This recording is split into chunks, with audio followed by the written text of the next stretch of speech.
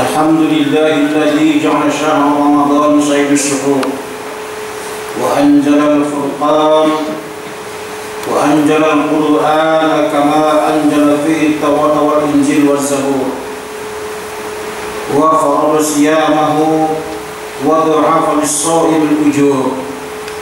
أشهد أن لا إله إلا الله وحده لا شريك له شهادة يشرح الله لنا بنورها الصدور.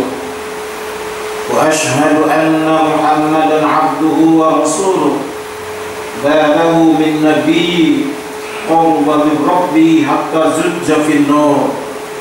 اللهم صل وسلم وبارك على محمد وعلى آله وأصحابه على مورم الأحيان.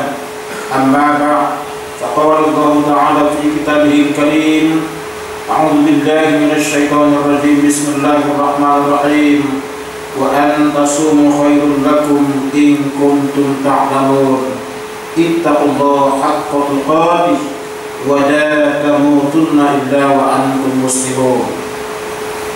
Kaum muslimin yang dirahmati Allah sedang Jumat yang mulia, mari kita bersyukur kehadirat Allah Subhanahu wa taala atas limpahan rahmat dan karunia-Nya. Insyaallah kita masih sehat walafiat sehingga dapat melaksanakan ibadah puasa Ramadan pada hari 10 pada hari ini. Mudah-mudahan kaum muslimin yang dirahmati Allah, ibadah Ramadan kita kali ini kita jadikan ibadah terbaik, sekaligus kita upayakan mendapatkan nilai istimewa di hadapan Allah Subhanahu wa taala. Hadirin rahimakumullah, judul khutbah singkat kita adalah Ramadan mewujudkan kualitas jati diri untuk meraih takwa.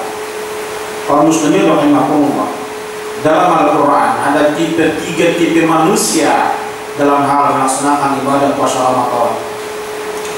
Yang pertama adalah tipe Fir'aun, di mana manusia seperti Fir'aun adalah orang yang bersalah tidak pernah mengaku salah. Dia selalu mencari kambing hitam.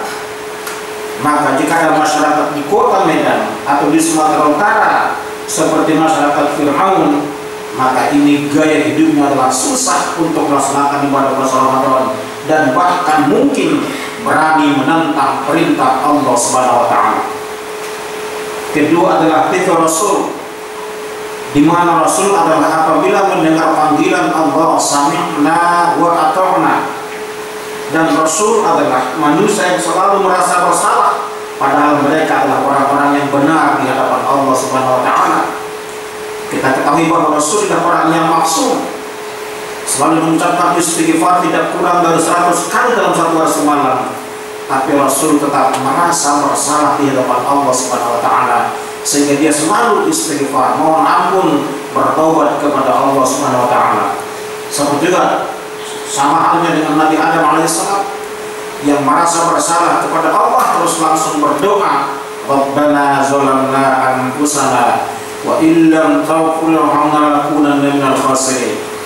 Sedangkan kita kaum Sumatera, orang-orang yang seperti kita ini kadang-kadang seperti Rasul, kadang-kadang bisa seperti Fir'aun. Mudah-mudahan kaum muslimin jangan contoh tipe seperti Fir'aun, tapi kita contohlah tipe Rasul, sehingga dia berpuasa seluruh organ tubuhnya, melaksanakan ibadah puasa dengan baik, sehingga dia mendapatkan nilai istimewa selama melaksanakan ibadah puasa Ramadan. Hadirin rahimakumullah, untuk itu kehadiran Ramadan sekali dalam setahun bukan merupakan ibadah rutin setahunan, tapi Allah panggil kita berpuasa Ramadan dengan panggilan ya ayyuhalladzina amanu, hai orang-orang yang beriman. Untuk kita diwajibkan berpuasa Ramadan adalah bagaimana mewujudkan kualitas jati diri untuk meraih takwa di sisi Allah Subhanahu wa taala. Hadirin rahimakumullah, untuk itu lewat ibadah Ramadan ini mari kita bangun sifat-sifat seperti bayi, seperti sifat qanaah, tidak rakus. Kita harus pandai masuk pada semua golongan, sekaligus amanah, dan kita harus melaksanakan dengan ikhlas dan khusyuk kepada Allah Subhanahu wa taala. Kalau demikian hanya kaum muslimin, maka sebutlah kita orang-orang yang bertakwa di sisi Allah Subhanahu wa taala. Sehingga Ramadan juga disebutkan sebagai benteng. Maksudnya adalah untuk memagari, untuk melindungi karakter kita sehingga menjadi baik di hadapan Allah Subhanahu wa taala. Sehingga Al-Qur'an menuntun kita bismillahirrahmanirrahim. Qul in kuntum tuhibbunallah fattabi'uni yuhibbukumullah. Katakanlah, jika kamu benar-benar mencintai Allah, maka ikutilah kehendak Allah Subhanahu wa taala. Salah satu kehendak Allah adalah orang-orang yang beriman kepadanya harus mampu melaksanakan ibadah puasa Ramadan untuk membangun kualitas jati diri meraih takwa di hadapan Allah Subhanahu wa taala. Hadirin rahimakumullah.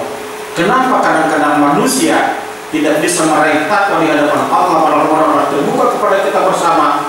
Karena banyak di antara kita terbelenggu dengan hawa nafsu kita masing-masing kaum muslimin. Maka marilah hawa nafsu ini kita kendalikan dengan baik agar kita menjadi insan-insan yang bahagia di hadapan Allah Subhanahu wa taala. Hadirin rahimakumullah. Dalam satu ungkapan bisa kita sebutkan begini: selamat jalan dari Bandara Sya'ban menuju Bandara Internasional Taqwa. Kita akan melaksanakan penerbangan Ramadan dengan nomor penerbangan 1434 Hijriah, akan terbang pada ketinggian 29 atau 30 hari di atas permukaan haus dan lapar. Para penumpang yang sudah punya tiket imam diwajibkan pakai sabuk pengaman yang ibadah puasa Ramadan, menegakkan sandaran kursi, yaitu menegakkan salat dan tadarus Al-Quran. Dan selama penerbangan ini kaum muslimin bebas dari dusta, khianat, adu domba, dendam, pertengkaran, apalagi berbuat mungkar dan berbuat dosa. Kalau kita mampu melaksanakan penerbangan seperti ini kaum muslimin, insya Allah kita akan menjadi insan-insan yang bertakwa di hadapan Allah Subhanahu wa taala.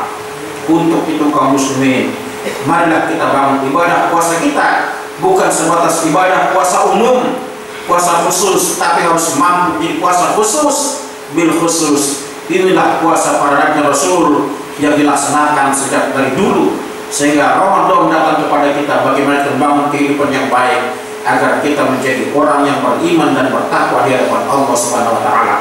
Hadirin rahimakumullah. Maka untuk membangun kehidupan akhirat harus mau mengikuti kehendak Allah Subhanahu wa taala.